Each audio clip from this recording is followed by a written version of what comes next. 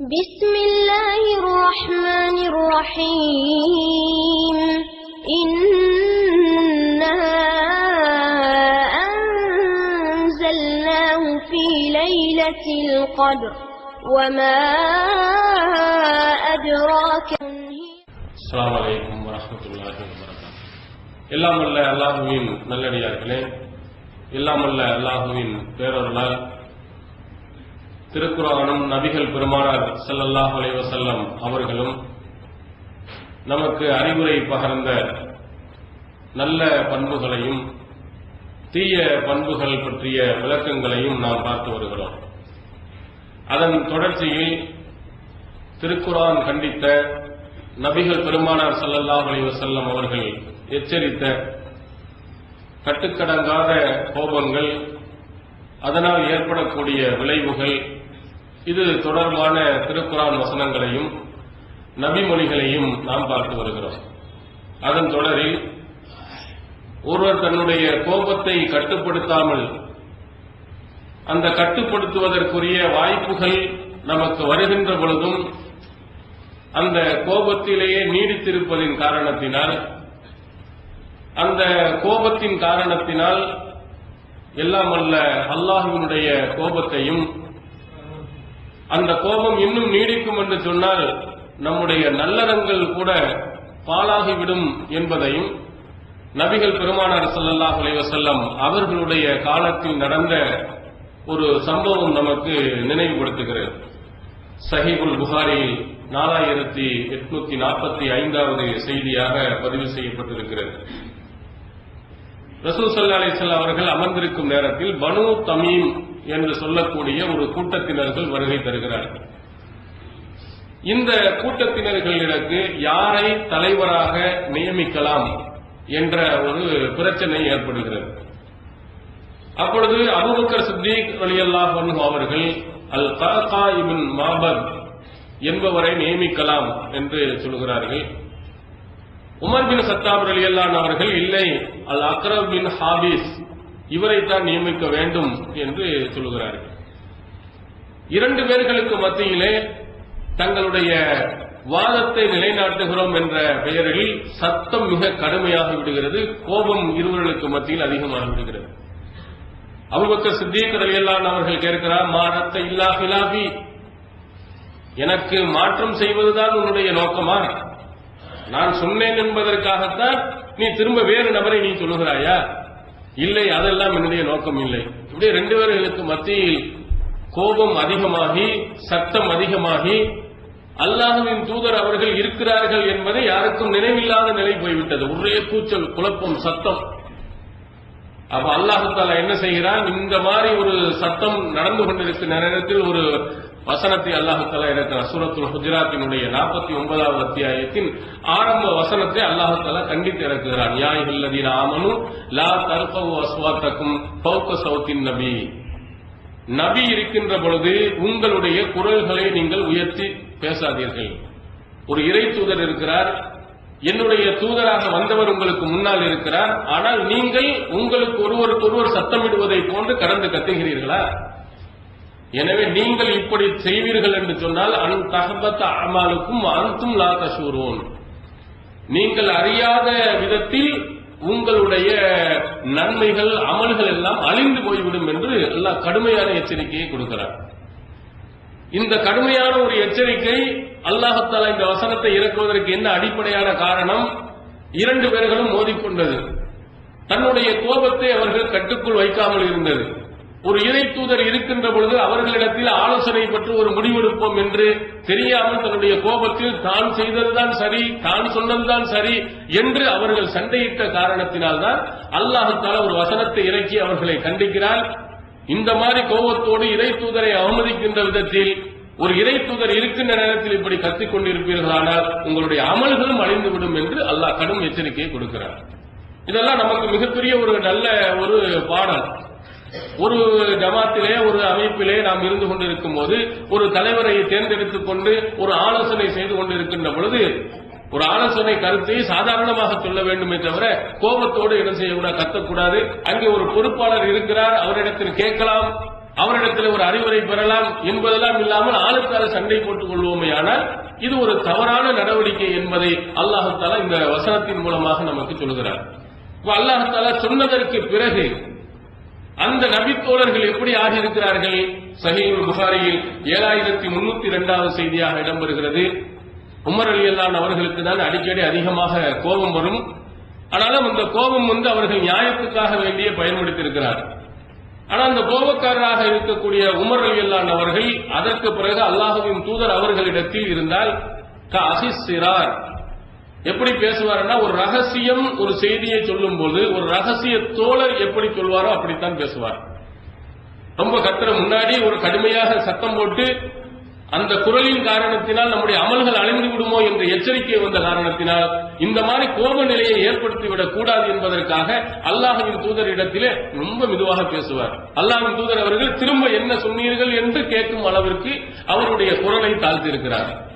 அப்ப இந்த மாதிரி ஒரு இடங்களிலே நாம் கோபப்படுகின்ற பொழுது அதனால் ஒரு பிரச்சனைகள் ஏற்படுத்தி கண்டிக்கப்படுகின்ற நேரத்தில் நம்முடைய நிலையை என்ன செய்ய வேண்டும்? மாற்றிக்கொள்ள வேண்டும். உமர் ரலியல்லாஹு அவர்கள் எப்படி மாற்றினாங்களோ அதே மாதிரி நம்ம நிலையை ஆக்கிக்கணும். இது ஒரு சம்பவம். இன்னொரு சம்பவத்தில் அல்லாஹ்வின் தூதர் அவர்கள் கோபப்படுகிறார். இது திருக்குர்ஆன் கண்டித்து இறக்கியது. இன்னொரு செய்தி என்னன்னா, இந்த மாதிரி கோபப்படுகின்ற ஒரு சூழ்நிலை ஒருவருக்கு ஏற்பட்டு அந்த கோபத்தை தணிப்பதற்குரிய வழிகளும் இருந்து திரும்பவும் தன்னுடைய கோபத்தை அதிகரித்துக் கொள்வார் என்று சொன்னால் அவர் செய்யக்கூடியது தவறு என்பதையும் அதனால் அல்லாஹ்வின் தூதர் அவர்கள் கோபப்பட்டதையும் நாம் சஹீஹுல் புகாரியில் நாம் பார்க்க முடிகிறது. 3661வது செய்தியாக இடம்பெறுகிறது. அது அபூபக்கர் சித்தீக் ரலியல்லாஹு அவர்கள் சொல்கிறார்கள், இன்னி கான பைனி வ பைன இப்னுல் கத்தாப் ஷைஉன் ஃபஅஸ்ரஅது இலைஹி.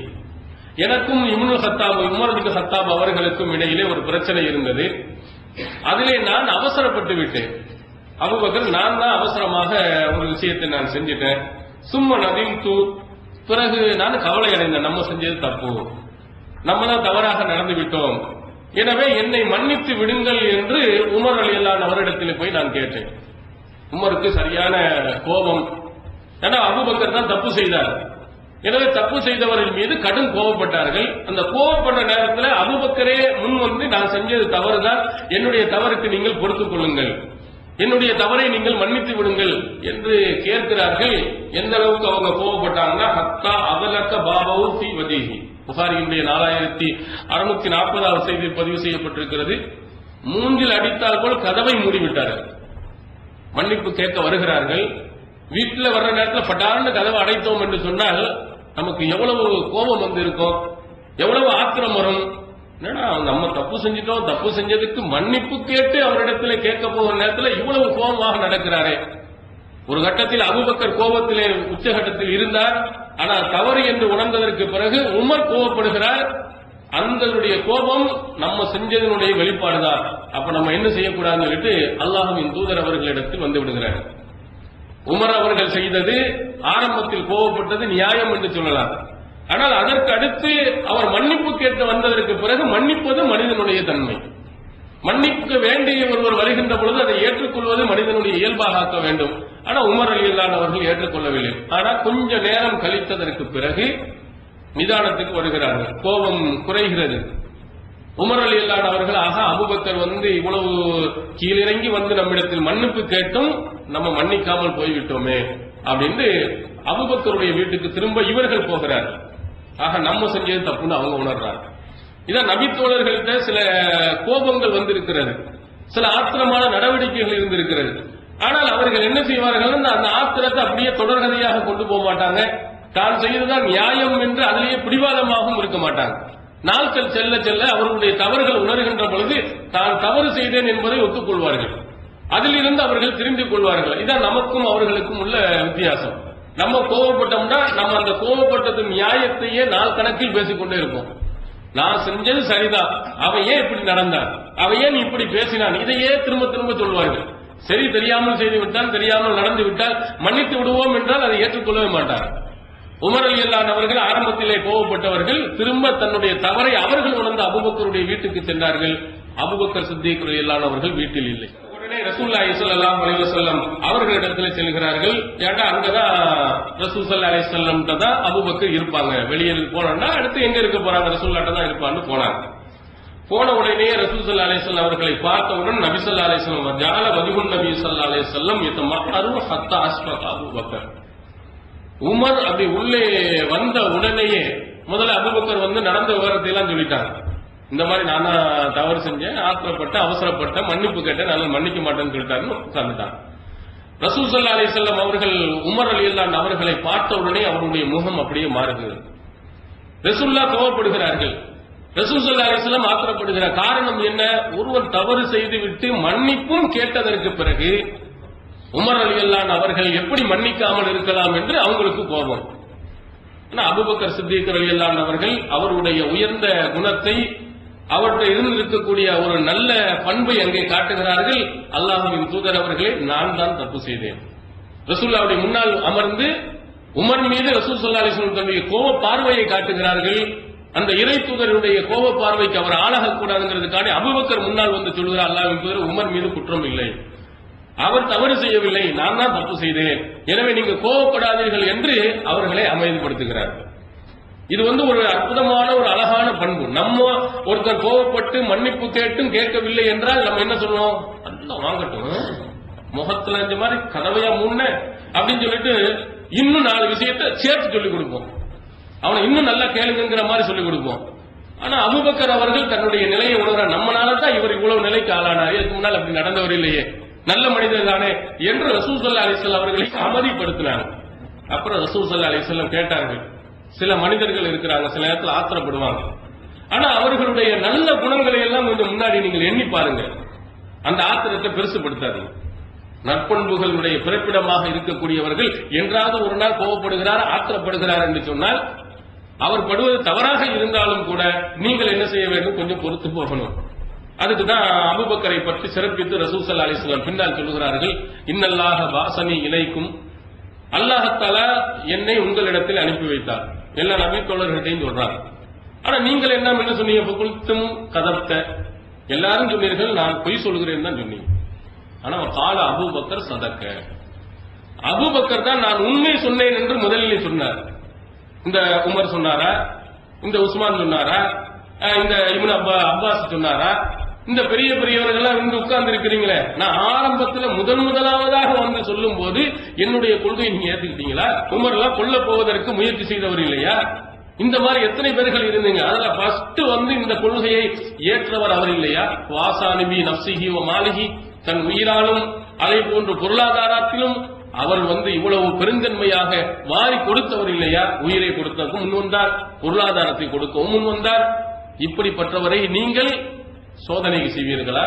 இப்படிப்பட்டவர்களுக்கு துன்பத்தை நீங்கள் கொடுப்பீர்களா என்று அவர்கள் தாரிகூலி சாஹிபி, என்னுடைய தோழரை நீங்கள் விட்டுவிட மாட்டீர்களா? ஏன் இவர் தவறு செய்தாலும் விட்டுக் கொடுக்க கூடாதா என்று அல்லாஹ்வின் தூதர் அவர்கள் சொன்னபோது எல்லா நபித்தோர்களும் ஏற்று அதற்கு பிறகு அபூபக்கர் சித்தீக் ரலியல்லாஹு அன்ஹு அவர்களுக்கு எந்த துன்பத்தையும் அவருடைய மனது பாதிக்குமாறு நடக்கவில்லை என்ற செய்தியை புகாரில் பார்க்கிறோம். இந்த செய்தி, ஒருவர் கோபப்படும் பொழுது அந்த கோபத்தினால் அவர் மனம் உணர்ந்து மன்னிப்பு கேட்டார் என்று சொன்னால் மன்னித்து விட வேண்டும். அந்த மன்னிக்க மாட்டேன் என்று சொன்ன காரணத்தினால் அல்லாஹ்வின் தூதர் அவர்களுடைய அந்த கோபத்தையும் உமர் பின் கத்தாப் ரலியல்லாஹு அன்ஹு அவர்கள் பெற வேண்டிய நிலைமை ஏற்பட்டது என்பதையும் நீங்கள் என்ன செய்ய வேண்டும்? மனதில் வைத்துக் கொள்ளணும். அடுத்ததாக, பொறுப்பில் இருக்கக்கூடியவர்கள், தலைமை பொறுப்புல இருக்கக்கூடியவர்கள், முதலாளியாக இருக்கக்கூடியவர்கள், ஆசிரியராக இருக்கக்கூடியவர்கள், தனக்கு கீழே பணியில் இருக்கக்கூடியவர்கள்ட்ட கடுமையான கோபத்துக்கு என்ன செய்கிறார்கள்? ஆளாகிறார்கள். என்ன காரணம்னா, தனக்கு அதிகாரம் இருக்குங்கிறனால ரொம்ப கோபமான வார்த்தை பிரயோகங்களும் சரி, அதே மாதிரி கைகளை நீட்டுவதிலும் சரி, ரொம்ப அவசரக்காரர்களாக நிறைய பேர்கள் நீங்கள் பார்த்திருக்கலாம். ஆனால் தான் கீழ்நிலையில் இருக்கிறோம் என்பதற்காக வேண்டி பொறுத்து போவர்கள் நிறைய பேர்கள். இதை அல்லாஹ்வின் தூதர் அவர்கள் கண்டித்திருக்கிறார். அதனால்தான் யாரையும் எங்கே பொறுப்புக்கு அனுப்பினாலும் அல்லாஹ்வின் தூதர் அவர்கள் அவங்களுக்கு உணர்த்தக்கூடிய பொன்மொழி என்ன? இத்தக்கி தவத்தல் மௌலூம் சொல்வார். அநீதம் இழைக்கப்பட்டவருடைய துவாவுக்கு அஞ்சிக்கொள். நீ கோபப்பட்டு ஆத்திரப்பட்டு அநியாயமாக ஏதாவது நீ செஞ்சிட்ட, கையை உயர்த்தி விடுவார்கள் என்று சொன்னால் அல்லாஹ்வுக்கும் அந்த பாதிக்கப்பட்டவனுக்கும் இடையில் எந்த விதமான திரையும் கிடையாது. உடனே அல்லாஹ் ஏத்துக்குவா, நீ மாட்டிக்கொள்வாய். ரசூல் ஸல்லல்லாஹு அலைஹி வஸல்லம் கடும் எச்சரிக்கை பண்ணாங்க.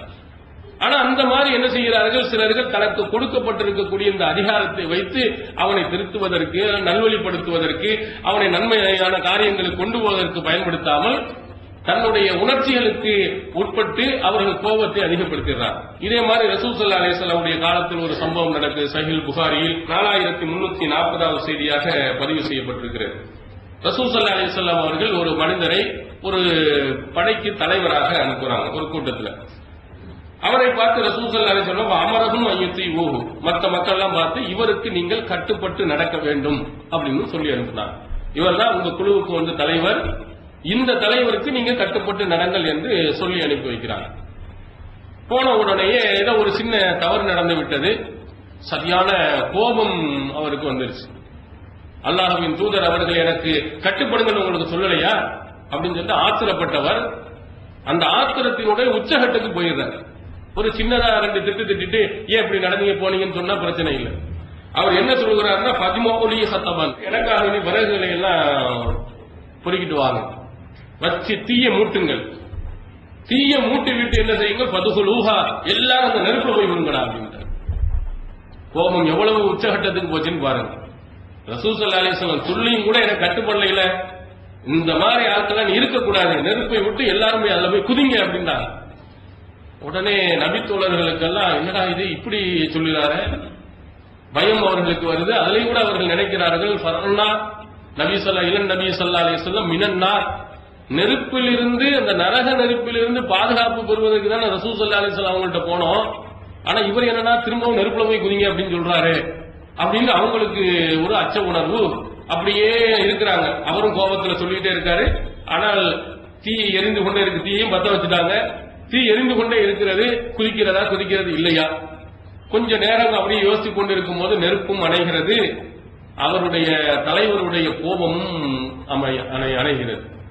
அப்ப அணைந்த உடனேயே ரசூல் ஸல்லல்லாஹு அலைஹி வஸல்லம் அவர்கிட்ட திரும்ப வந்துடுறாங்க. வந்த உடனே இந்த மாதிரி என்னுடைய தலைவர் வந்து கோபப்பட்டு இப்படி நடந்தார், இந்த மாதிரி சொன்னார் அப்படின்னு சொன்ன உடனே ரசூல் ஸல்லல்லாஹு அலைஹி வஸல்லம் சொன்னாங்க, லவ் தஹலூஹா ஃபா தரஜு மின்ஹா, நீங்க அந்த நெருப்புல போய் விழுந்திருப்பீர்களே ஆனால் அதிலிருந்து வெளியே வந்திருக்க முடியாது. இது தற்கொலைக்கு சமம், நிரந்தர நரகத்திற்கு நீங்கள் போயிருக்கலாம். அப்ப அவங்களுக்கு மனதில் வரை நீங்க தானே இவருக்கு கட்டுப்பட சொன்னீர்கள் என்று நமக்கு ஒரு கேள்வி எழும். அதற்கும் அல்லாஹ்வின் தூதர் அவர்கள் அழகான பதில் அளித்தார்கள். இன்னமத்தாத்து ஃபில் மஅரூஃப், கட்டுப்படுதல் என்பதெல்லாம் நல்ல விஷயங்களில் மட்டும்தான். ஒரு தீமையை ஒருவன் சொல்லுகிறார் என்று சொன்னா அதுக்கு அமீராக இருக்கட்டும் அல்லது அமீருக்கு அப்பனாக இருந்தாலும் சரி நம்ம கட்டுப்படக்கூடாது. அமீர் என்ற பெயர்ல, அதிகாரி என்ற பெயர்ல மார்க்கத்துக்கு முரணான முறையில் ஒருவர் சொன்னா கட்டுப்பட வேண்டியது. ஒரு இமாமாகவே இருக்கிறாரு, ஒரு அஜர்த்தாகவே இருக்கிறார், அவர் மார்க்கத்துக்கு முரணான ஒரு காரியத்தை நீங்கள் செய்யுங்கள் என்று சொன்னார்னா கட்டுப்பட வேண்டிய அவசியம் இல்லை. ரசூல் ஸல்லல்லாஹு அலைஹி வஸல்லம் ஒரு கூட்டத்துக்கு கட்டுப்படுங்கள் என்று சொல்லி அனுப்பியவர்களுக்கு என்ன சொல்றாங்க, நான் சொன்னது உண்மைதான், ஆனா அவர் மார்க்கத்துக்கு உட்பட்டு சொன்னாதான் கட்டுப்படணுமே தவிர மார்க்கத்துக்கு எதிரான ஒரு விஷயத்தை சொன்னாரேன்னா கட்டுப்படக்கூடாது. கட்டுப்படுதல் என்பதெல்லாம் நல்ல விஷயத்துக்கு மட்டும்தான் என்று அல்லாஹ்வின் தூதர் அவர்கள் அங்கே அழகாக விளக்கத்தை கொடுத்திருக்கிறார். இப்படி சில அதிகாரிகள் தனக்கு இருக்கக்கூடிய அதிகாரத்தை என்ன செய்கிறார்கள், கோபத்தின் மூலமாக பயன்படுத்துறாங்க. இதை ரசூலுல்லாஹி ஸல்லல்லாஹு அலைஹி வஸல்லம் அவர்கள் கடுமையாக கண்டிச்சிருக்கிறார். இதே மாதிரி இந்த கோபத்தின் காரணத்தினால் நமக்கு கிடைக்கக்கூடிய மிகப்பெரிய ஒரு பேரிழப்புகள் என்ன, அதுல ஒரு செய்தி சஹீஹ் புகாரியில் இடம்பெறுகிறது, 49வது செய்தியாக இடம்பெறுகிறது, இன்னும் பல இடங்களிலும் இடம்பெற்றிருக்கு. இன்று பாத்தீங்கன்னு சொன்னா நிறைய பள்ளியாசங்கள்லாம் ஒரே ஜெகஜோதியா இருக்கும். கூட்டத்தை நீங்க பாத்தீங்கன்னா லைட் என்ன, சீரியல் லைட் என்ன, ஏன்னா 27 தான் லைலத்துல் கத்ர் இரவு அப்படின்னு சொல்லிட்டு பள்ளியாசல்ல இன்னைக்கு நிறைஞ்சி வழியும், கொஞ்ச நேரத்துல ரோடுகளும் நிறைஞ்சு வழியும். சில இடங்கள்ல புது சட்டையில விட்டு அங்க மிட்டாய் கடை, அந்த கடை, இந்த கடை பூரா சுத்திக்கிட்டே இருப்பாங்க. ஆனா ரசூலுல்லாஹி ஸல்லல்லாஹு அலைஹி வஸல்லம் இந்த லைலத்துல் கத்ர் இரவு இருக்குது, இத கரெக்டான இன்னைக்கு நாளைக்கு தான் சொல்ல வந்தாங்க. இந்த 2 பேர்கள் வந்து சண்டை போட்டு 2 பேர்களுக்கு ஏற்பட்ட அந்த கோபத்தின் காரணத்தினால் நமக்கு இந்த நாள் தெரியாமலே போயிடுச்சு. சஹீஹ் புகாரியில் இடம்பெறுகிற ரசூல் ஸல்லல்லாஹு அலைஹி வஸல்லம் அவர்களே சொல்கிறார்கள், இன்னி கரத்து லிஉக்பிரக்கும் பிலைலத்துல் கத்ர், லைலத்துல் கத்ர் எந்த இரவு என்று உங்களுக்கு அறிவிப்பதற்காக நான் வெளியே வந்தேன். இன்னஹு தலாஹா புலான் வ புலான், இன்ன மனிதர் 2 பேர் சண்டையிட்டுக் கொண்டார்கள். அந்த கல்வி, அந்த நாள் என்ன என்பது உயர்த்தப்பட்டு விட்டது, நான் மறக்கடிக்கப்பட்டு விட்டேன் என்று அல்லாஹ்வின் தூதர் அவர்கள் சொன்னார். எவ்வளவு அழகான, அது கிடைச்சிருந்தா 1000 மாதங்களுக்கு நிகரானதை ஒரே நாள்ல செஞ்சுட்டு போயிடலாம். 10 இரவு இருக்கணுமா, 5 இரவு இருக்கணுமா கூட இல்லாம அந்த இரவுல மட்டும் நம்ம கூடுதலான அமல்களை செய்யலாம். அது அல்லாஹ்வுல ஏதோ ஒரு நன்மையை நாடி இருப்பான் போலும் என்று அல்லாஹ்வின் தூதர் அவர்கள் அடுத்து நமக்கு சொல்லி இருக்கிறார். அப்ப 2 பேருக்கு மத்தியில் ஏற்படக்கூடிய அந்த கோபம், அந்த 2 பேர்களுக்கு மத்தியில் ஏற்பட்ட அந்த ஒரு சண்டை என்ன ஆயிடுச்சுன்னா, நம்ம சமுதாயத்திற்கு ஒரு நல்ல நாள், ஒரு சரியான நாள் எது என்பது நமக்கு கிடைக்காமல் போயிருச்சு. இப்படி கோபக்காரன் காரணத்தினால் நிறைய நீங்கள் கூட வருவீர்கள், ஒரு நல்ல விஷயத்தை பேசலான்னு வந்தா ஐயோ பெரிய சண்டையா போச்சு, சரியா போச்சு, என்ன சொல்ல வந்தனே எனக்கு நினைவில்லாமல் போயிடுச்சு, நம்ம போயிடும். அப்ப இந்த மாதிரி என்ன செய்கிறதுன்னா, மார்க்கத்தினுடைய நல்ல விஷயங்கள் எல்லாம் இந்த கோபத்தின் காரணத்தினால் நமக்கு இழப்பை ஏற்பட்டதையும் நாம் நபிமொழிகள்ல பார்க்கிறோம். அதே மாதிரி ரசூலுல்லாஹி ஸல்லல்லாஹு அலைஹி வஸல்லம் அவர்களுடைய காலத்தில் இன்னொரு ஒரு செய்தி இடம் வருகிறது. சிலர்களுடைய நாக்குகள்ல சனி இருக்குன்னு சொல்லுவாங்க. அவன் பேச ஆரம்பிச்சுனா நாளைக்குள்ள சண்டைய இன்னைக்கு இழுத்துட்டு வந்துடுவான். சில ஆளுக்கு தெரிந்து கொண்டே என்ன செய்வார்கள், அப்படி பேசுவார்கள். அதுல வார்த்தை விளையாட்டின் மூலமாகவும் என்ன செய்வார்கள், நம்மளை கிண்டல் செய்வதும் கேலி செய்வதும் உண்டு. உதாரணத்துக்கு நம்ம சொன்னோம்னா, ஆரம்ப காலத்துல தௌஹீத் கொள்கையை சொல்வதற்கு நஜாத் என்ற பத்திரிகை இருந்துச்சு. நஜாத்னா வெற்றின்னு அர்த்தம். ஆனா அவன் என்ன சொல்வான், அந்த நஜீஸ் பத்திரிகை அப்படிங்குவான். நஜீஸ்னா என்னது, அசுத்தங்கள். நம்ம இத அந்த வார்த்தையில சொல்லும் போது நமக்கு ஒரு கோபம். நம்மால சும்மா இருக்க மாட்டான். அவன் அதுக்கு எதிராக இன்னொரு வார்த்தையை சொல்லுவான். மதுஹபுக்கு என்ன அர்த்தம் தெரியுமா, கக்கூசுன்னு அர்த்தம். ஹதீஸ்ல தான் இருக்குது. அபூதாவுடைய முதல் ஹதீஸை எடுத்துப்பாரு, இதா ரஹபல் மதுஹப அபு, அத மதுஹபுக்கு போனா ரசூலுல்லாஹ் ரொம்ப தூரமா போயிடுவாங்க. மதுஹப்னா கக்கூசுன்னு தானே அர்த்தம். நீனாவது நஜாத்தை என்ன செய்யற, மாத்தி சொல்ற நஜீஸ்ன்னு. நஜாத்துக்கு நேரடியான பொருள் நஜீஸ்ன்னு அர்த்தம் கிடையாது, வெற்றின்னு அர்த்தம். ஆனா மதுஹபுக்கு கக்கூசுன்னு அர்த்தம் இருக்குது, கழிவறைன்னு அர்த்தம் இருக்குன்னு. இப்படி வார்த்தை சண்டைகள் எல்லாம் நிறைய நடந்திருப்பதை நீங்கள் என்ன செய்யலாம், பார்க்கலாம்.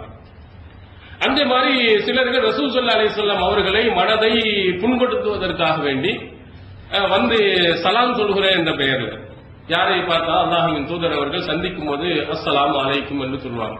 உங்கள் மீது சாந்தி உண்டாகட்டும் ஒரு அழகான பிரார்த்தனையை உங்களுக்கு சொல்வாங்க. ஆனா யூதர்கள் வந்தால் என்ன சொல்வார்கள், அஸ்ஸாமு அலைக்கும். அந்த லாம டக்குன்னு வெட்டிடுவான்.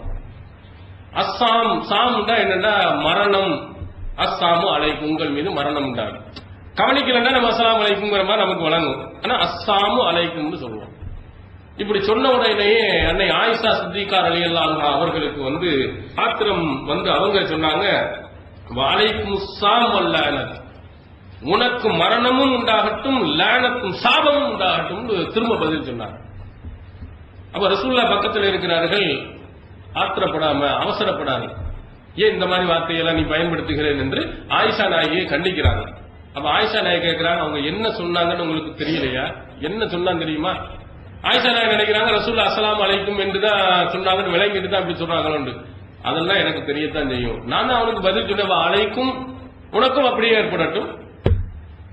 நான் சொன்னதிலே எனக்கு நீ என் மீது நன்மை ஏற்பட்டால் உனக்கும் நன்மை உண்டாகட்டும், என் மேல எனக்கு மரணம் உண்டா உனக்கும் நம்ம சொல்லிட்டோமே.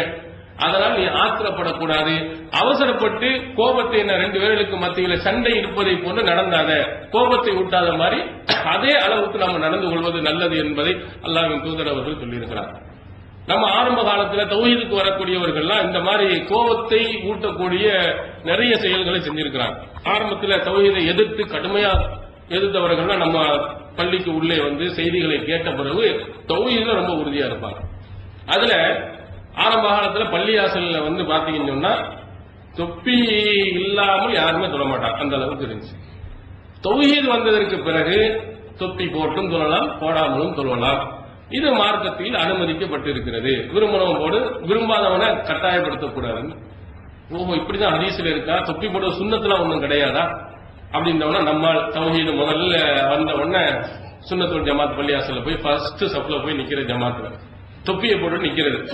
கது காமத் இஸ்ஸலாத், கது காமத் இஸ்ஸலாத், லா இலாஹ இல்லல்லாஹ்னு முடிப்பாரா, எடுத்து டக்குன்னு முன்னாடி தூக்கி போட்டு அல்லாஹு அக்பர் தைக்குங்க.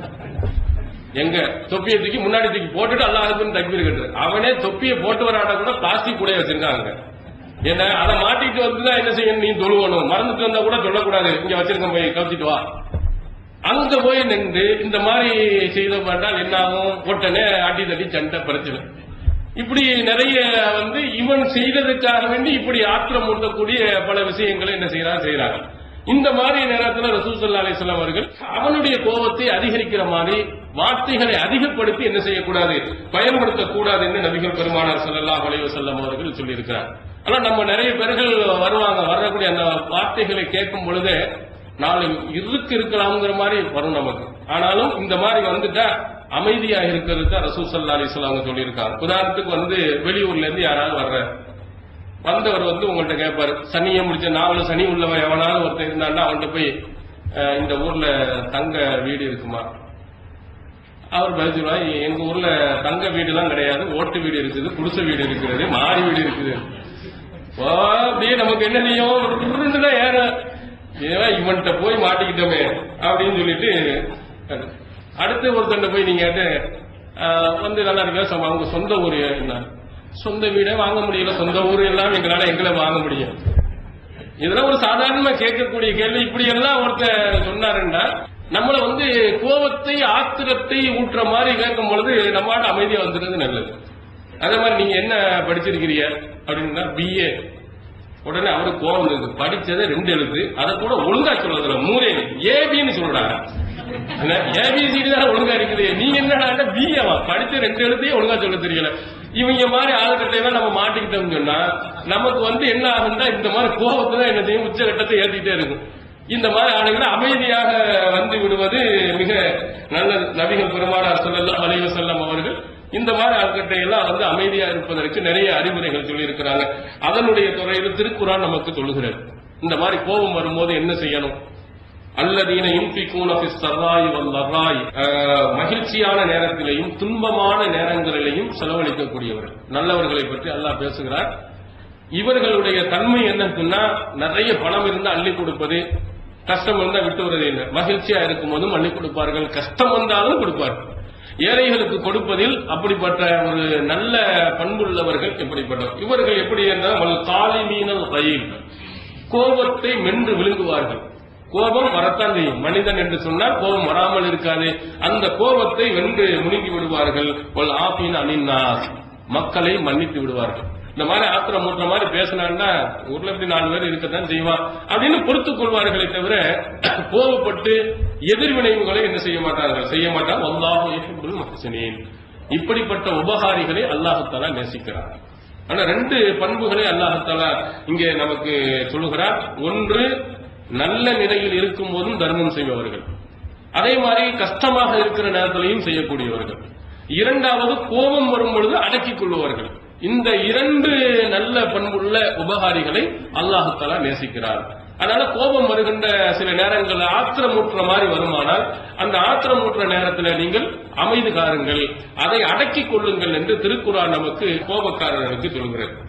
அதே மாதிரி ரசூலுல்லாஹி ஸல்லல்லாஹு அலைஹி வஸல்லம் அவர்களிடத்தில் ஒரு மனிதர் கேட்கிறார், அல்லாஹ்வின் தூதர் அவர்களே, அவுஸினி, எனக்கு வசியத் செய்யுங்கள், எனக்கு ஏதாவது அறிவுரை கூறுங்கள் அப்படின்னா ரசூல் ஸல்லல்லாஹு அலைஹி வஸல்லம் லா தகலம், கோபப்படாதே, திரும்ப அறிவுரை சொல்லுங்கள், வேற ஏதாவது மாதிரி கேட்கிறார், லா தகலம், திரும்பவும் கேட்கிறார், லா தகலம். திரும்ப திரும்ப அவர் கேட்கின்ற நேரம் எல்லாம் அல்லாஹ்வின் தூதர் அவர்கள் அவருக்கு சொன்ன இது என்னன்னா, நீ கோபப்படாதே. இது சஹீஹ் புகாரியில் 6116வது செய்தியாக பதிவு செய்யப்பட்டது. இது யாருக்கு சொல்லப்பட்டதுன்னா, அதிகம் கோபம் உடையவன் என்று தெரியப்பட்டவனுக்கு முதலாவது அறிவுரை என்னன்னா கோபப்படக்கூடாது. ஒருத்தன் நம்ம டாக்டர்கிட்ட போயிருக்கான், போய் டாக்டர்கிட்ட போய் சொல்றாரு, எனக்கு அடிக்கடி கோபம் வருது டாக்டர், அதனால எனக்கு ஏதாவது மருந்து கொடுங்க. டாக்டர் உடனே மருந்து கொடுக்காம, எப்பொழுதெல்லாம் உனக்கு கோபம் வருகிறது, என்ன வீட்டில் இருக்கும்போது வருதா, அல்லது அலுவலகத்தில் இருக்கும்போது வருதா, நண்பர்கள்ட்ட பேசும்போது வருதா, அல்லது உன்னுடைய உறவினர்கள்ட்ட பேசும்போது வருதான்ட்டு தொடர்ந்து ஒரு கேள்வி கேட்ட, இல்ல டாக்டர் எனக்கு எப்போ வரணுன்னு தெரியல, திடீர்னு அடிக்கடின்னு வருது. இல்ல நீங்க கரெக்டாக சொன்னாதான் தெரியும், அந்த கோபம் வரும்போது உங்களுக்கு எப்படி இருக்கு, அறிவட்டவள முட்டாப்பையில மூதேவி பழசி எத்தனை தடவை நான் உனக்கு சொல்றது, ஒரு தடவை சொன்னா உனக்கு புரியாது, கோபம் மாத்திரை தர வேண்டியதானே அப்படின்னு டாக்டர் அதோட அசந்து போய் உட்காந்து. அவன்கிட்ட கேட்டா அடிக்கடி கோபம் வரணும்னு சொன்ன திரும்ப திரும்ப கேள்வி கேட்டோம்னா அவனுக்கு கோபமா வராதா? இந்த மாதிரி ஆட்கள் அவங்க மாட்டினாங்கன்னா லாத்தாக்களும் கோபப்படாது. இவனுக்கு முதலாவது கொடுக்க வேண்டிய மருந்து என்ன? கோபத்தை கட்டுப்படுத்து, கோபத்தில் இருந்து நீ தவிர்ந்து கொள். இது அல்லாஹ்வின் தூதர் அவர்கள் அங்க சொல்லியிருக்கிறார். அதே மாதிரி ரசூலுல்லாஹி ஸல்லல்லாஹு அலைஹி வஸல்லம் அவர்கள் கோபப்படக்கூடியவர்களுக்கு அந்த கோபத்தில் இருந்து தவிர்ந்து கொள்வதற்குள்ள ஒரு அழகான மருந்தை சொல்லியிருக்கிறாங்க. சஹீஹ் புகாரியில் 3282வது செய்தியாக இடம்பெற்றிருக்கிறது. வர்ரஜுலானி இஸ்தப்பானி ஃபஅஸதுஹுமா இஹ்மர்ர வஜ்ஹுஹு வன்ஃபஸத் அவ்தாஜு. ஒருவன் இன்னொருத்தவனை திட்டினான்.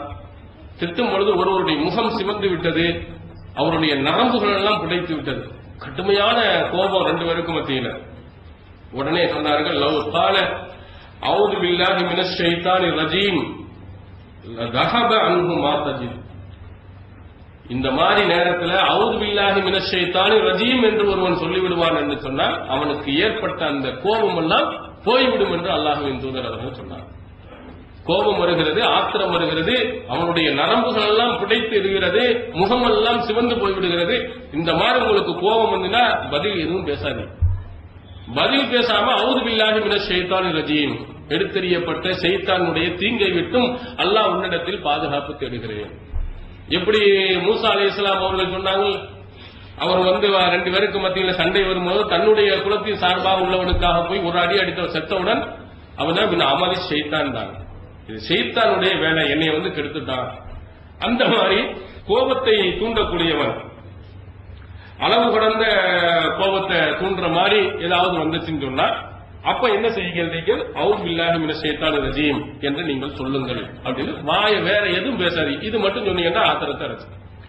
கணவன் மனைவிக்கு மத்தியில் சண்டை ஏற்பட்டு ரத்த காயத்தோடு ஒரு பெண் மனோ தத்துவ டாக்டர்கிட்ட போய், எங்க வீட்டுக்காரரு என்னை ரொம்ப அடிக்கிறாரு, உதைக்கிறாரு, பாருங்க எவ்வளவு காயங்கள்லாம் ஏற்பட்டிருக்கு, அப்படியா என்னன்னு எல்லா விஷயத்தையும் கேட்டுட்டு அவர் சொன்னார், வீட்டுக்காரருக்கு கோபம் வருகின்ற நேரத்தில் நன்னாரி சர்பத்து எடுத்து வாயில வச்சுட்டு என்ன செய்யக்கூடாது? துப்பவும் கூடாது, முழுங்கவும் கூடாது.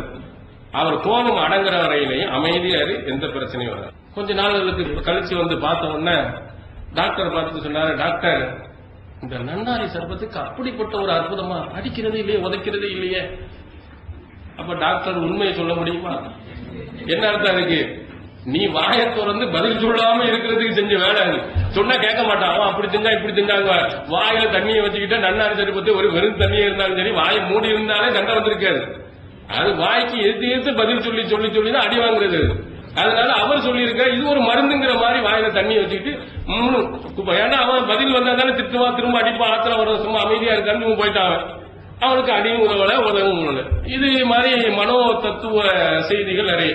இதே மாதிரி மனோ தத்துவத்தில் ஒரு செய்தியை சொல்லுவாங்க, ஒருவருக்கு அடிக்கடி பயங்கர வயிற்று வலி, ஸ்கேன் எல்லாம் எடுத்து பார்த்தாங்க, ஒண்ணுமே நடக்கல. உடனே மனோ தத்துவ டாக்டர்கிட்ட போய் என்ன ஏது, வயிற்றுக்குள்ள பள்ளி உள்ள விழுந்திருக்கு, அந்த புள்ள உள்ள இருந்துகிட்டு என்னை என்னமோ குடங்குடான்னு குடையுது அப்படின்னு சொல்லி வயிற்று வலியிலே சொல்லிட்டே இருக்கிறான். ஸ்கேன் என்ன ஸ்கேன் எடுத்துப்பாலும் உள்ளுக்குள்ள பள்ளியும் கிடையாது, ஒண்ணுமே கிடையாது, நல்லா தான் இருக்கு.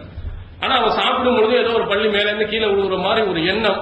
அதனால உள்ள சாப்பிட்ட மாதிரி என்ன தெரியும், சாப்பிட்டது பூரா வாங்கி எடுத்துக்கிட்டே இருக்கிறான், வயிற்று வலிக்குன்னு சொல்லிட்டே இருக்கான்.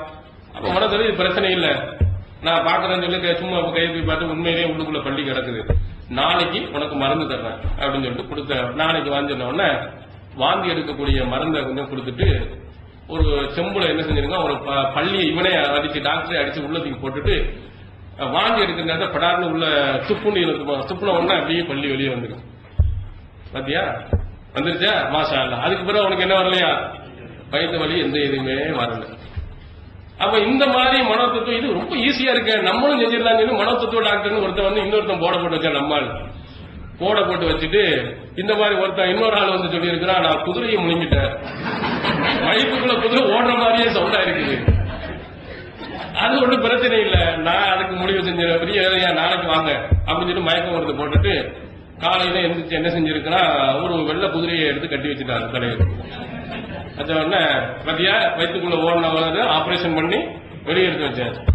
அவன் பார்த்துட்டு அவன் சொல்லியிருக்கா, நான் முழுங்கினது கருப்பு குதிரையில இது வெள்ளை குதிரையோட இருக்குதுன்னா என்ன இப்படி மனத்தத்துவத்துல ஒரு சிலருக்கு வழங்குது, சிலருக்கு என்ன செய்ய முடியாது, நம்ம சொல்ல முடியாது. அதே மாதிரி ஆத்திர கோபத்துக்கெல்லாம் அவனுடைய நிலையை அறிந்து சொல்லணும். அதனால முழுமையாக அல்லாஹ்வின் தூதர் அவர்கள் சொன்னது அவுது பில்லாஹி மினஷ் ஷைத்தானில கண்டிப்பா போகும். இது ஷைத்தானுடைய தூண்டுதல்ங்கிறனால அந்த நேரத்துல வாய் எதுவுமே பேசாம அல்லாஹ் இந்த ஷைத்தான் இதுல இருந்து என்னை காப்பாற்றுன்னு நீங்க பாதுகாப்பு தேடுங்க, கண்டிப்பாக கிடைக்கும் என்பதை ரசூலுல்லாஹி ஸல்லல்லாஹு அலைஹி வஸல்லம் அவர்கள் நமக்கு சொல்லி இருக்கிறார்.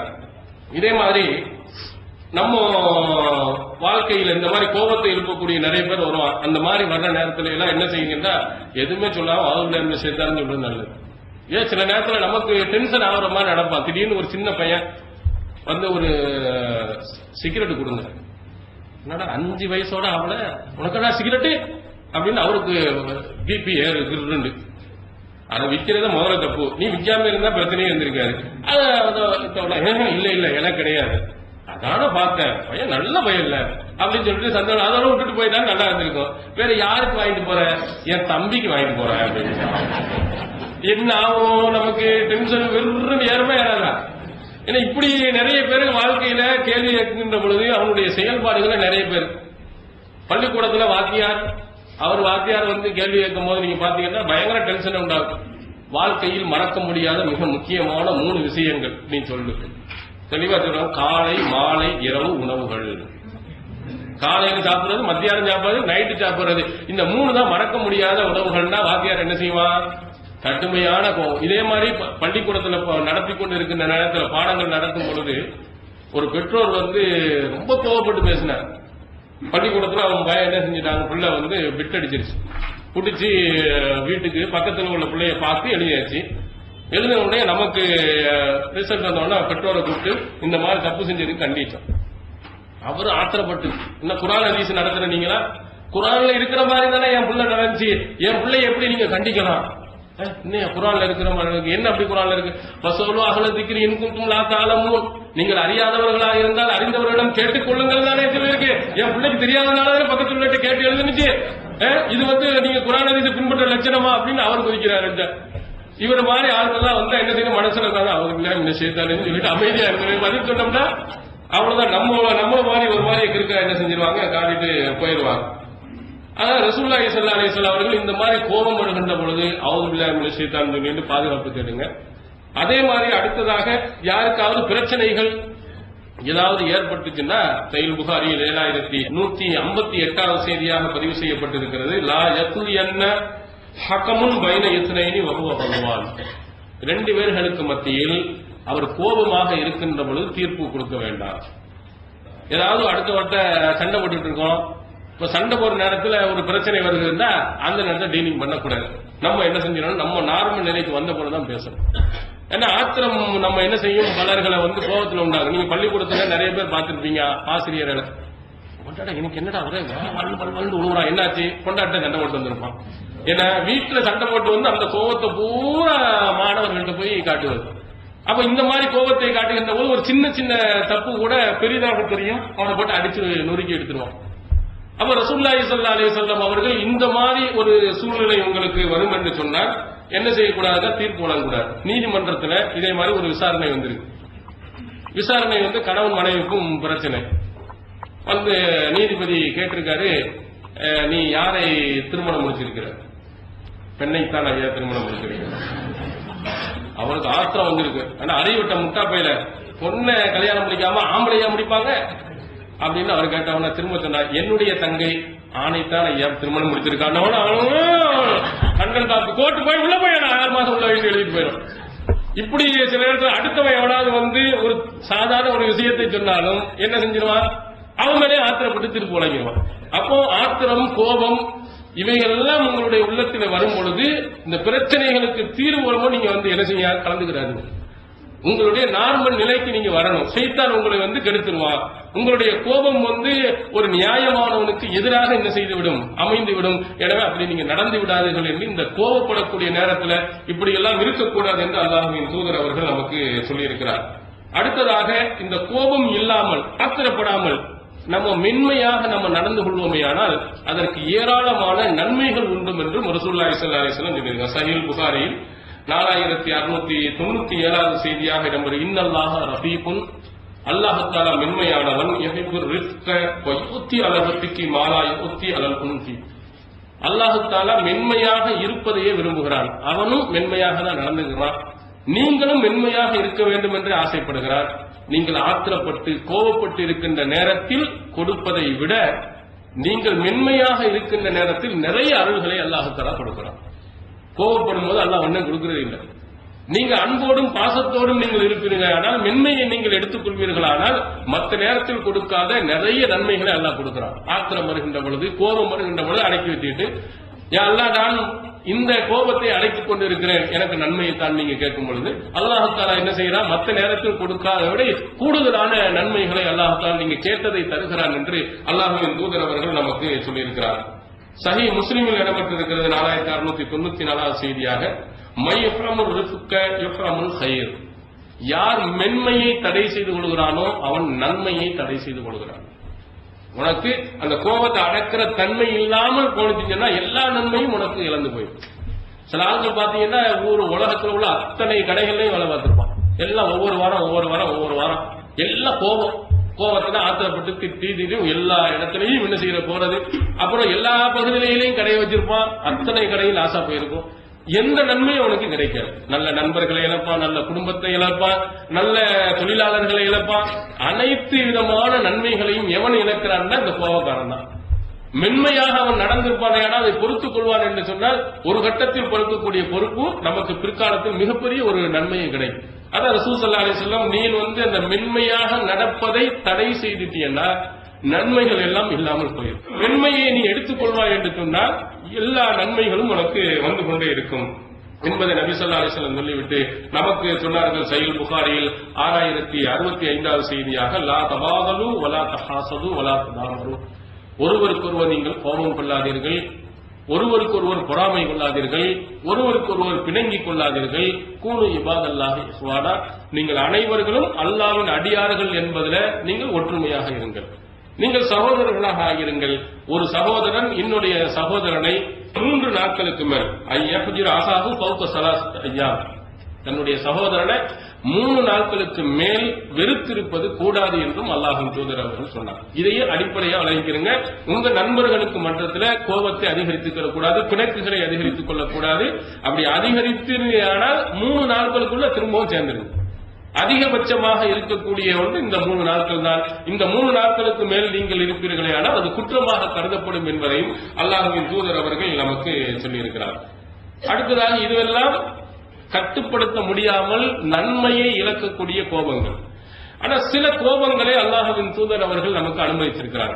கோபப்பட்டு சில வார்த்தைகளை சொல்வது, எந்த மாதிரி நேரத்தில் சொல்வதற்கு அனுமதிக்கப்பட்டு திருக்குர்ஆன் சூரத்து நிசாவினுடைய 148வது வசனத்தில் அல்லாஹ் தஆலா சொல்கிறார், லா யஹ்துல்லாஹுல் ஜஹ்ர பிஸ்ஸூஇ மினல் கவுல். அல்லாஹ் தஆலா வார்த்தையில் கெட்ட வார்த்தைகளை சொல்வதை அல்லாஹ் தஆலா விரும்ப மாட்டான். கெட்ட வார்த்தையை சொல்லக்கூடாது, நன்மையான நல்ல வார்த்தைகள் தான் பயன்படுத்தணும். ரசூலுல்லாஹ் அல்லாஹ் தஆலா அல் கலிமத்து தய்யிபா சதகா, நல்ல வார்த்தைகளை பேசுவது கூட தர்மமாகும் என்று சொன்னார். அப்ப அந்த அளவுக்கு நல்ல வார்த்தைகளை பயன்படுத்துங்க. அதுல கெட்ட வார்த்தைகளை நீங்க வெளிப்படையாக பேசுவதை அல்லாஹ் விரும்பவில்லை. ஆனா ஒருவரை மட்டும் இல்லாமல் நொலிம, அநீதம் இழைக்கப்பட்டவன், அதாவது அநீதத்துக்கு உட்படுத்தப்பட்டவன், இவன் சொன்னால் அவனுக்கு குற்றம் இல்லை. சொல்லணும்னு அர்த்தம் இல்லை. அநியாயம் இழைக்கப்பட்டு அக்கிரமம் செய்யப்பட்டு அந்த பாதிக்கப்பட்டவன் 2 வார்த்தையை திட்டினான் என்று சொன்னா அந்த கோபத்தினால் வரக்கூடிய அந்த வார்த்தையை அல்லாஹ் குற்றமாக குறையும். பொறுத்து கொண்டாண்டா அது நன்மை. ஆனால் அவன் கோபப்பட்டு ஒரு வார்த்தைகளை சொன்னார். நிறைய வீடுகள்ல நிறைய கோபம்னா கொள்ளையில போவா, பேதியில போவா அப்படின்னு சொல்லிட்டு எத்தனை பேர்கள் பெண்கள்லாம் திட்ட ஆரம்பிப்பாங்க. அது உண்மையிலேயே பாதிக்கப்பட்டதனால் வந்த ஒரு வார்த்தையாக இருக்குமானால் அல்லாஹ் தஆலா என்ன செய்யணும், அந்த கோபத்தை அவருடைய வார்த்தைகளை அல்லாஹ் தஆலா கண்டுகொள்வதில்லை, அதுக்கு குற்றம் பிடிக்கிறது இல்லை. இதற்கு நிதர்சனமான ஒரு இது சஹீஹ் புகாரியில் 2734வது செய்தியாக ஒரு பெரிய செய்தியின் பின்னணியில் பதிவு செய்யப்பட்டிருக்கிறது. ரசூல் ஸல்லல்லாஹு அலைஹி வஸல்லம் அவர்கள் ஹுதைபியா உடன்படிக்கை நடந்த ஆண்டு மக்காவை நோக்கி புறப்பட்டு போறாங்க. அங்க புறப்பட்டு போகின்ற நேரத்தில் அவர்களுடைய ஒட்டகம் கஸ்வா என்று சொல்லக்கூடிய ஒட்டகம் இடையிலேயே கொஞ்சம் சண்டித்தனம் பண்ண ஆரம்பிச்சு, போக மாட்டேன்னு சொல்லிச்சு. அப்ப எல்லாரும் சொன்னாங்க, ஹலாத்தில் கஸ்வா, இந்த கஸ்வா என்ற ஒட்டகம் முரண்டு பிடிக்கிறது, இது என்ன போக மாட்டேங்குது. ரசூல் ஸல்லல்லாஹு அலைஹி சொன்னாங்க, இது இந்த கஸ்வா என்ற ஒட்டகம் முரண்டு பிடிக்கவில்லை, அதனுடைய பண்பும் அப்படி கிடையாது. அந்த யானை படையை யார் தடுத்து நிறுத்தினாலோ அந்த இறைவன் தான் தடுத்து நிறுத்திருக்கிறார் அப்படின்னு சொல்லிட்டு நம்ம மக்காவுக்கு போக வேணாம், இங்கே இருந்து கொள்வோம். அதில் நிறைய அரபியர்கள் அடிக்கடி போர் செய்து தன்னுடைய உயிர்களை எல்லாம் நிறைய இழந்திருக்கிறாங்க. அதனால போர் இல்லாமல் ஒரு சமாதான உடன்படிக்கைக்கு அந்த முஷ்ரிக்கீன்கள் வருவார்கள் என்று சொன்னால் அவரிடத்திலே நான் ஒப்பந்தம் செய்வதற்கு நான் தயார் அப்படின்னு ரசூல் ஸல்லல்லாஹு அலைஹி வஸல்லம் அவர்கள் ஒரு செய்தியை முஷ்ரிக்கீன்களுக்கு இடையிலேயே அனுப்பி விடுறாங்க. அங்கிருந்து உர்வத் இப்னு மஸ்ஊத் என்று சொல்லக்கூடியவர் வர்றார். ரசூலுல்லாஹ்ட்ட நிறைய அறிவுரைகளை சொல்லுகிறார். அந்த அறிவுரைகள்ல முக்கியமான அறிவுரை என்ன சொன்னாருன்னா, எந்த ஒரு மனிதராவது தன்னுடைய சமூகத்தில் உள்ளவரை கூண்டோடு அழிப்பதை நீங்க பார்த்திருக்கீங்களா? நம்ம 2 பேரும் போர் செஞ்சோம்னு சொன்னா நீங்கள் வெற்றி பெற்றாலும் சரி நாங்கள் வெற்றி பெற்றாலும் சரி அரபு ஒரு சமுதாயம் தான் இழப்புக்கு உள்ளாகும், நம்முடைய தோழர்களும் இழந்து போவாங்க. அந்த மாதிரி நிலையை வேணாம், நம்ம சமாதானத்துக்கு போவோம் என்று அவரும் முன் வந்த அந்த பேச்சிலேயே ஒழுங்கா பேசிக் கொண்டு இருந்தவர் திடீர் என்று ரசூல் ஸல்லல்லாஹு அலைஹி வஸல்லம் அவர்களை பார்த்து சொல்கிறார், வல்லாஹி லா அரா வுஜூஹன் வ இன்னி லா அரா அவ்ஸாபன் மினன் நாஸ். நான் மக்களிலே சில முகங்களை பார்க்கிறேன், ஒவ்வொரு முகமும் ஒவ்வொரு விதவிதமாக ஆட்கள் இருக்கிறாங்க. இவங்களெல்லாம் அவர்கள் உன்னை விட்டு விட்டு விரண்டு ஓடி விடுவார்கள் என்று நான் எண்ணுகிறேன் அப்படின்ட்டு நல்ல கருத்துக்களை சொல்லிக் கொண்டு வந்தவர். இவங்களை நம்பிக்கிட்டா நீ போர் செய்ய வர்ற, இந்த ஐரம் இருக்கிறாங்க, கொஞ்சம் வேற எதிர அடிச்சாங்கன்னா உன்னை விட்டுட்டு பிரம்ம ஓடி போயிடுவாங்க, ரொம்ப உருப்படாத ஆட்கள், நல்லவங்க கிடையாது அப்படின்னு சொல்லுவோம். பக்கத்துல கோபமே வராத ரொம்ப அமைதியாக இருக்கக்கூடிய அபூபக்கர் சித்திக் ரலியல்லாஹு அன்ஹுக்கு கடும் ஆத்திரம் வருகிறது. அல்லாஹ் திருக்குறான்ல அல்லதீன தபஹு ஃபி ஸாஅத்தின் உஸ்ராங்களாம், அந்த நபி தோழர்கள் எப்படிப்பட்டவர்னா சிரமமான நேரங்களில் இவர்களை பின்பற்றியவர்கள் நற்சார்ந்து கொடுக்கிறான். இந்த நபி தோழர்கள் கஷ்டமான காலகட்டத்தில் விட்டுட்டு போனது இல்ல, சிரமமான காலத்தில் கூட இந்த முகமதை பின்பற்றி இருந்து அவருக்கு உறுதுணையாக இருந்தவர்கள் என்று ரொம்ப புகழ்ந்து அல்லாஹ் திருக்குறான்ல பேசுகிறார். அல்லாஹ்வுடைய அவ்வளவு பெரிய அங்கீகாரம் இருக்கிறது. ஆனா அவன் அங்கிருந்து அந்த ஆள் உர்வத் இப்னு மஸ்ஊத் சொல்லுகிறார், இந்த மாதிரி கோபம் வந்த உடனே கட்டும் ஆத்திரப்பட்டு சொன்னார், வம்சுஸ் பி பல்லில்லாஹ் அப்படின்னு ரொம்ப கடுமையான ரொம்ப மோசமான வார்த்தை. இதை என்ன செய்ய முடியாது, நம்ம மொழிபெயர்த்து தமிழ்ல சொல்லவும் முடியாது, எழுதி கூட என்ன செய்ய முடியாது, காட்ட கூட முடியாது, அவ்வளவு அசிங்கமான ஒரு வார்த்தை. அந்த வார்த்தையை அங்க அவர்கிட்ட சொல்றாரு. உடனே உர்வத் இப்னு மஸ்ஊத் அவருக்கும் ஆத்திரம் வந்தது. யார் இவர்னு கேட்டவன இவர் தான் அபூபக்கர். இவர் எனக்கு முன்னாடி ஒரு நன்மையை செய்திருக்கிறார், அவருக்கு நான் திரும்ப பரிகாரம் செய்யல, அப்படி செய்திருப்பேன் என்று சொன்னா இதுக்கு கடுமையான பதிலடி நான் கொடுத்திருப்பேன் என்று அவர் என்ன செஞ்சாரு, பதில் சொன்னார். இந்த சம்பவம் விரிவாக தொடர்ந்து போகிறது. இந்த சம்பவத்தில் நமக்கு என்ன சொல்லப்பட்டிருக்குன்னா, ஒரு மனவேதனைக்கு உட்படுத்துற மாதிரி ஒரு மோசமான ஒரு வார்த்தையை ஒருவர் பயன்படுத்துகின்ற பொழுது அந்த கோபத்தின் வெளிப்பாடாக சில வார்த்தைகளை சொன்னால் அது குற்றம் இல்லை. ஏன்னா ரசூல் ஸல்லல்லாஹு அலைஹி வஸல்லம் அவர்கள் அபூபக்கர் சித்திக் ரலியல்லாஹு அவர்கள் என்ன செய்யலன்னா இந்த மாதிரி கட்டங்கள்ல கண்டிக்கல, அவங்க மட்டும் ரசூலுல்லாஹ் அமைதியாக தான் இருந்தாங்க. ஏன்னா இவர் மனம் பாதிக்கின்ற மாதிரி சொல்லி இருக்கிறனால இந்த மாதிரி வார்த்தைகளை, கோபத்தில் சில வார்த்தைகளை பயன்படுத்தாமல் இருந்தால் சிறந்தது. ஒருத்தர் பயன்படுத்தி விட்டான் என்று சொன்னால் குற்றம் இல்லை என்பதை ரசூல் ஸல்லல்லாஹு அலைஹி வஸல்லம் காட்டியிருக்கிறார். அதே மாதிரி சில நேரங்களில் மார்க்கத்தினுடைய சட்டங்களை மக்களுக்கு விளக்கின்ற நேரத்தில் தவறு செய்வார்களேயானால் கோபப்பட்டு நம்ம விளக்கம் கொடுக்கலாம். அவங்களுடைய தவறுக்கு ஏற்ற மாதிரி நம்முடைய கோபத்தை அதிகப்படுத்தும். ஒரு தனி மனிதர் இல்லாம ஒட்டுமொத்த சமுதாயமே செய்யுது.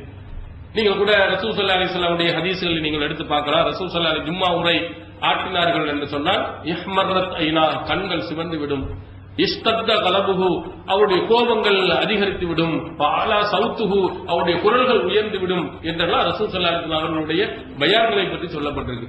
அப்ப ரசூலுல்லாஹி ஸல்லல்லாஹு அலைஹி வஸல்லம் இந்த மாதிரி சமூகத்தினுடைய தீமைகளை எங்கேயாவது கண்டார்களே, ஆனால் ஒரு சமூகம் பாதிக்கப்படுகின்ற மாதிரி இருந்தாங்கன்னா கோபப்பட்டு வார்த்தை. ஏன் அப்படி சொன்னாங்க? மற்றவர்கள் இதை மாதிரி நடக்கக்கூடாது, மற்றவர்கள் இந்த கோபத்தினுடைய தன்மையை அவர்கள் விளங்கிக் கொண்டு அதிலிருந்து விலகிக் கொள்ள வேண்டும் என்பதற்காக இந்த மாதிரி கோபப்பட்டு இந்த சமுதாய மக்களுக்கு உரையாற்றி இருக்கிறார். சஹீஹ் புகாரியில் 702வது செய்தியாக பதிவு செய்யப்பட்டிருக்கிறது. ஒரு மனிதர் ரசூல் ஸல்லல்லாஹு அலைஹி வஸல்லம் அவர்களிடத்தில் சொல்கிறார், அல்லாஹ்வின் தூதர் அவர்களே, நான் ஃபஜர் தொழுகையை நான் தாமதப்படுத்துகிறேன். அதற்கு என்ன காரணம்? என்ன மின் அஜ்னி ஃபுலானும் மிம்மா யுத்தீலு, இந்த மனிதனின் காரணத்தினால்தான் இவர் என்ன செய்கிறார்னா தொழுகையை ரொம்ப நீட்டி தொழுகிறார். கடமையான தொழுகையை ரொம்ப நீட்டி தொழுகிறார். அதனால நான் கடைசியில் வந்து நான் சேர்ந்து கொள்கிறேன். இவர்னால எனக்கு ஜமாத்துல கரெக்டான நேரத்தில் சொல்ல முடியவில்லை. இது சொன்ன உடனே அல்லாஹ்வின் தூதர் அவர்கள் கடுமையாக கோபப்பட்டார்கள்.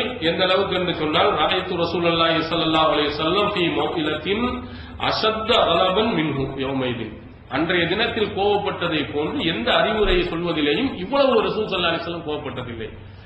அப்போ மக்களை கூப்பிட்டவர்கள் சொல்லுகிறார்கள், இன்ன மின்கும் முனஃபிரீன், உங்கள சிலர்கள் இருக்கிறார்கள் மக்களை எல்லாம் விரண்டோட செய்கிறார்கள். வந்து தொழுறவனை தொழ விடாமல் என்ன செய்ய எல்லாத்தையும் விரட்டி விடுவது.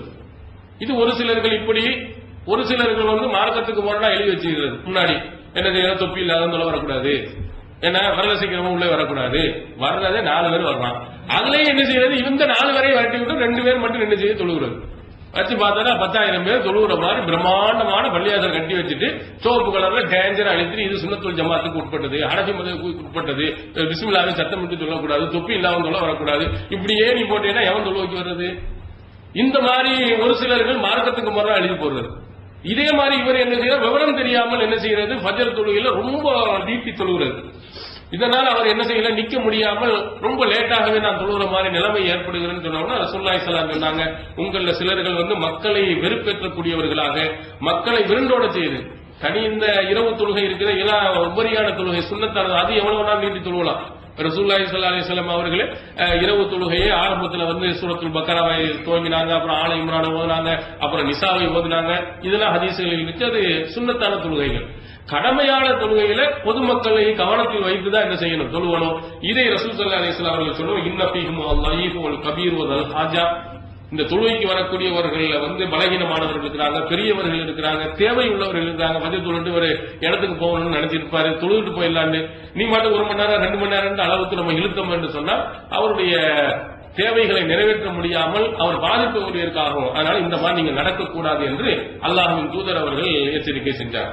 அதே மாதிரி இன்னொரு இடத்துல ரசூல் ஸல்லல்லாஹு அலைஹி வஸல்லம் அவர்கள்ட்ட வந்து ஒரு மனிதர் கேட்கிறார். சஹீஹுல் புகாரியில் 91வது செய்தியாக இடம்பெறுகிறது. ஒரு மனிதன் வந்து காணாமல் போன பொருள், இதை என்ன செய்யறது அப்படின்னு கேட்கிறார். ரசூல் ஸல்லல்லாஹு அலைஹி வஸல்லம் அதனுடைய முடிச்சியுடன் அப்படியே பாதுகாத்து வை. பிறகு என்ன செய்ய, சும்மா அறிவிப்புகா சனத்தன், 1 வருட காலங்கள் அறிவிப்பு செய். இந்த மாதிரி ஒரு பொருள் கண்டெடுக்கப்பட்டிருக்கிறது, யாரும் அடையாளம் சொல்லி என்ன செஞ்சுக்கலாம், பெற்றுக்கலாம். 1 வருட வரையிலேயே நீ அறிவிப்பு செய். யாருமே வரவில்லை என்று சொன்னால் சும்மஸ்தம் தஹ்பிஹா, நீ என்ன செய்ய, அதை பயன்படுத்திக் கொள். அதனுடைய பொறுப்பாளர், அதனுடைய எஜமானர் வருவான் என்று சொன்னால் அவனிடத்தில் நீ திருப்பி கொடுத்து விடு. இதுதான் காணாமல் எடுத்த கண்டெடுத்த பொருளுக்கு உள்ளது அப்படின்னா. உடனே அவர் என்ன, லாலத்துல் இபில், ஒட்டகம் வந்து கிடைச்சா அடிச்சுக்கலாம், அப்படி வச்சுக்கலாமா அப்படின்ன உடனே ரசூல் ஸல்லல்லாஹு அலைஹி வஸல்லம் முகம் அப்படியே மாறுகிறது, 2 கன்னங்களும் சிவந்து விடுகிறது. எதுக்கு ஒட்டகத்தை இப்படி நீ கேட்கிற? ஒட்டகம் வந்து சாதாரண ஒரு இது அவனுக்கு தெரியாதா? அதனுடைய உள்ளே என்ன இருக்கிறதுன்னா நீர் பாத்திரம் உள்ளே இருக்குது. அதான் ஒட்டகத்துல வந்து பெரிய பிளஸ் பாயிண்ட் என்ன, பல மாதங்களுக்குள்ள தண்ணீரை மொத்தமா குடிச்சு வச்சுக்கணும். அதுக்கு தண்ணீர் வந்து அது அவ்வளவு பெரிய பாலைவனத்திலேயே என்ன செய்யும், தண்ணீரை உள்ளே வைத்துக் கொண்டு அந்த தண்ணீரை அதை வைத்துக் கொண்டே சமாளிச்சுட்டு போறதுக்கு அல்லாஹ் அப்படி ஏற்பாடு செஞ்சிருக்கிறான். கால் குழம்புகள் இருக்கு, அது பாட்டு நீர்நிலைகளுக்கு போய் தண்ணி குடிச்சுக்கிறோம், வயல்களில் எல்லாம் சாப்பிட்டுக் கொள்ளும். அப்படி சாப்பிட்டுக் கொள்வதற்குரிய வசதி வாய்ப்புகளை அல்லாஹ் தஆலா வைத்திருக்கின்ற பொழுது நீ எதுக்கு அதை பத்தி நீ கேட்கிற, ஏன் அதையும் சுருட்டிக்கலாங்கிற மாதிரி அப்படின்னு அல்லாஹ்வின் தூதர் அவர்கள் அந்த கோபத்தை காட்டுறாங்க. இதே மாதிரி நம்ம என்ன செய்யலாம்னா, பிள்ளைங்க வந்து உங்களுக்கு கேட்குங்க ஐஸ்கிரீம் வாங்கிட்டாங்க, வாங்கி கொடுத்துடலாம். அப்ப அந்த ஸ்மார்ட் போனும் என்ன ஸ்மார்ட் போன், அப்ப என்ன போன் தான் வாப்பத்தை சத்தம் போடுவாங்க. அப்ப கோதனை நீங்க ஒரு சாதாரண மென்மையாக நீங்க பேசுறீங்கன்னா நோண்டிக்கிட்டே இருந்து போனை வாங்கி கொடுத்து அப்புறம் கெட்டு குடித்து வர போயிடும். நீ படிக்கிற காலத்துக்கு உனக்கு என்ன நோட்டு வாங்கிக்கலு, பேனா வாங்கிக்கலு, பென்சில் வாங்கிக்கலு, இதை வாங்கி கொடுத்தா நல்லதுங்க எல்லாம். அப்ப இந்த மாதிரி தவறான ஒரு இதுக்கு போகாருன்னா அப்ப உடனே ஒரு கோபத்தை நீங்கள் காட்டும் பொழுதுதான் பிள்ளைகள் பயப்படுவாங்க. அப்போ ரசூல் ஸல்லல்லாஹு அலைஹி ஒரு பொருளை வந்து அபகரிக்கிற மாதிரி இந்த உனக்கு ஒட்டகத்தை பத்தி உனக்கு என்ன கேள்வி அப்படின்னு நபி ஸல்லல்லாஹு அலைஹி வஸல்லம் அவர்கள் கண்டித்திருக்கிறார். அப்ப இந்த மாதிரி ஒரு தவறான வழிக்கு ஒருவர் போய்விடுவார் என்று சொல்லும் போது நம்முடைய கோபம் அவர்களை திருத்தும் என்று சொன்னால் அந்த கோபத்தை என்ன செய்யலாம், நாம் காட்டலாம் என்பதை அல்லாஹ்வின் தூதர் அவர்கள் இதன் மூலம் நமக்கு காட்டியிருக்கிறார். இது மாதிரி ரசூலுல்லாஹி ஸல்லல்லாஹு அலைஹி வஸல்லம் அவர்கள் தன்னுடைய வாழ்நாளில் இந்த அறிவுரைகள் தொடர்பாக தன்னுடைய கோபத்தை காட்டி சில விளக்கங்களையும் நமக்கு படிப்பினையும் சொல்லியிருக்கிறாங்க. அது தொடர்பான விளக்கங்களையும் இன்ஷா அல்லாஹ் நாளை தொடர்ல இன்ஷா அல்லாஹ்.